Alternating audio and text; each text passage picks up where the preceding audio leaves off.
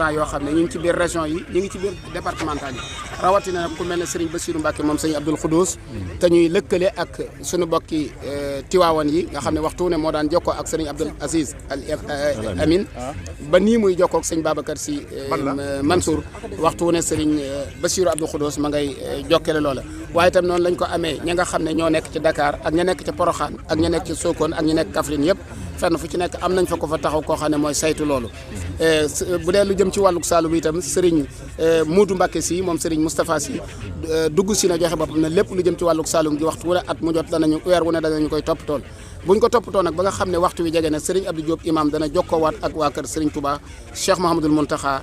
ba mu jokkoo nag ak Serigne bi ndigal li ko Serigne bi jox moom la Serigne Abdou Diop di yëkkati ndax ñun dañuy xoolal Serigne bi waaye Serigne bi mooy ki nga xam ne mooy joxe ndigal li kon sëñ Abdou yan kàddu moo bàyyi ko ci kër Serigne Touba Cheikh Mouhamadoul Mountakha ngir waajtaayu bés bu tedd bi. asalaamaaleykum wa rahmatullahi taala wa barakaatuhu.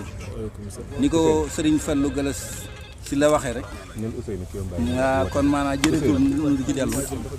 moo di sëñ bi ci boppam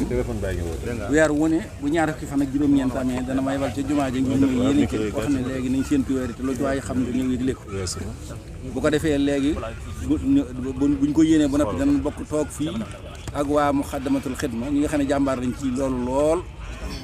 ba bokk di séentu weer wi buñ koy séentuwoo nag ba nga xam ne fii ñu ngi toll ci Sénégal di waaj a noddu te jokkoon nañoo gox yëpp te gisuñu benn gox boo xam ne wax na ne séen na weer wi ba ci commission Dakar bi yëpp jokkoon nañu ñoom la léegi nag booba lañ daal di jokkoo kër Serigne Cheikh Mouhamadoul Mountakha ba yëgal ko mbir mi ba mu wax ne mbir mi moom ci suñu loxo la ko teg moom day kilifa gi waaye ginnaaw dem nañ ba waxtu wi te gisuñ ko léegi kon mënees naa yëgli ne weer wi feeñu nga xam ne suba dañuy mottali fanweeri baraxlu wi ginnaaw suba kon ci àllarba ji di ñaar fukki fan ak ñeent mooy benn fanu koor gi na ko ñëpp xam kon ñu xam ne weer yi feeñu fukki fan ak ñeent di fukki fan ak ñeent ci weeru tubaab fukki fan ak ñeent ci weeru tubaab di ginnaaw suba kon ñu xam ne mooy benn fanu ramadan kon nag ñëpp ñu waajale ko tey ñaan yàlla dimbali ñu ci ba li ci yàlla digle ak lim ci santaane lépp ñu defee ne kon ni ñu ko bëgg am ci yim ciy wut lépp lim ciy wut lépp muy yërmaande ji ak njéggal gi ak lépp ñu am ko ci te ñaan Cheikh Mouhamadoul Mountakha mii nga xam ne moo ñu jiite mu yàgg fi lool ndax dara ñoru ko lu muy diine ak lu koy defar kon nag noo ngi ci ñaan mu yàgg fi lool ba lim yéene ci yéen mu àggale ko te nu ànd koog moom ci